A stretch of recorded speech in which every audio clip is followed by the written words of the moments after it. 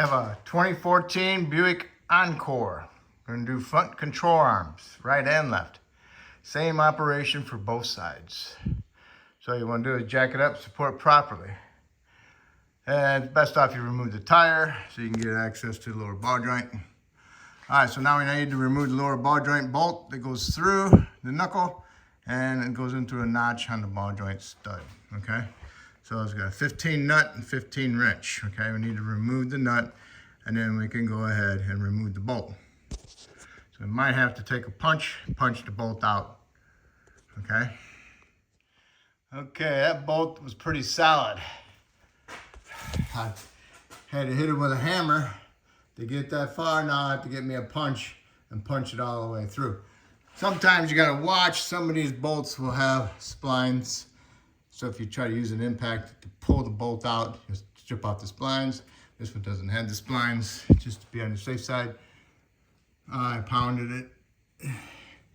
Got it to be flush right there. Now I can get a punch, finish it off.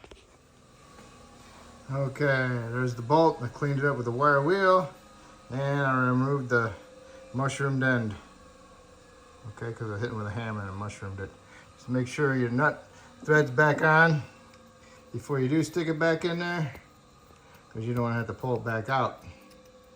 All right, to grind it down some more.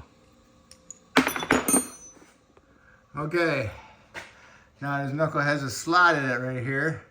So what you want to do is spray it with some penetrant, let it soak in there, and get yourself a screwdriver or an angled pry bar. Get inside there, hit it, open it up just a little bit. There's a special tool that you use for that. Because sometimes if you pound them too much, you'll crack the knuckle. Sometimes I'll use a chisel and get in there, or sometimes I use my pry bar with the angle head. Also easier to do when you have your tie rod end off. I just replace the tie rod. So like on this side, it's off. So then I can turn it so I can get access to the slot. With the tie rod end off, it makes it a lot easier to get a chisel in there. I use the medium chisel. And I got my pry bar on here. And I can go ahead and pry my control arm down. Sometimes you can put a chain on there, loop it around here, put your pry bar through it, and use it to pry it down. And sometimes that works better than what I'm doing now, so. Okay. A lot easier. See, the end of the ball joint gets all rusted, and that's what makes it hard to get out, okay? So now you got that out. You go ahead and get your punch out of there. Not punch, chisel. Chisel out of there. And now you can go ahead and pry the control arm down and then move your strut assembly out of the way, knuckle assembly. Then you can go ahead and get your control arm bolts. All right, I used a 18mm swivel with a decent 10-inch extension, 12-inch. Had to use a wrench to hold a nut on the back one. And on the front one, it's got its own little built-in wrench on it, okay? So now the bolts are loose, I spun them. So now I can go ahead and punch the bolts out. And then you can remove your control arm. Once you got the control arm bolts loose, you can get your knuckle out of the way of your ball joint area, and your control arm will fall down a little bit. So be careful with that. And also you can go ahead and remove your bolts, and the control arm just pulls right out. All right. So now you can get your new one up in there, get your bolts started, and then put your nuts on them. And you want to get your control arm, your knuckle assembly out of the way, and you want to push your control arm up there, and you want to have it as level as possible you can get it. Then you can go ahead and tighten up your control arm bolts. All right, get the control arm up into there, into the brackets. Hit them with a hammer. I got this one started first. Got the sleeves in there, and then I get this one in there.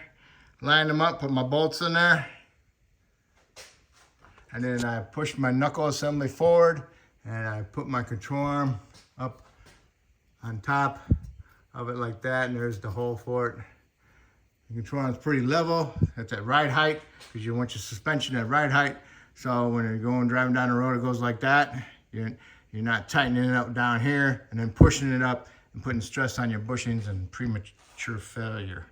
Okay, so now you can go ahead and tighten up your control arm bolts. And I got my nut on that one started, and your wrench one. Control arm bolts are tight, and torque those like 80 foot-pounds. And then now I got my chain back on there, and I can pull my knuckle out of the way a little bit and pry my control arm down and line it up so I can get my ball joint inside of my knuckle. I also cleaned out my knuckle where the ball joint stud goes, get that out of there, get all the rust out of there, and then I put some anti-seize inside there, also on my ball joint stud. All right, I got it lined up on there, and all I gotta do is go ahead and go on the outside and push it in, and it should push that ball joint like that, and then it should pop up into the knuckle. And then I should be able to just push the bolt in there. Sometimes I might have to pry them down a little bit, or even push them up a little bit to get the bolt to go through there properly. Do not just pound it in there. All right, I got the ball joint lined up. Had to move it back and forth, and the ball joint went in there. Ball joint went in too far, so I had to pull the ball joint down a little bit, and now I got the bolt in there. Okay, see? Now, I can't really push it in there with my fingers, but I know I got my bolt lined up in my groove on my ball joint. So now I can just tap it in there. Alright. Slam it in there, pound it in there. Okay? So now it's in there, and I can go ahead and put my nut on there and tighten that up. Are you ready for this one? 31 foot-pounds, 26 degrees, 30 degrees.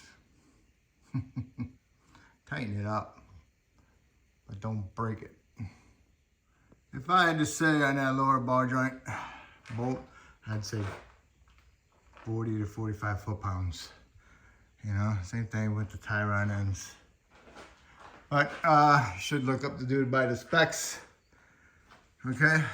So the outer tie rod nut torque is 22 foot-pounds with an additional 1/2 to 3/4 degree torque.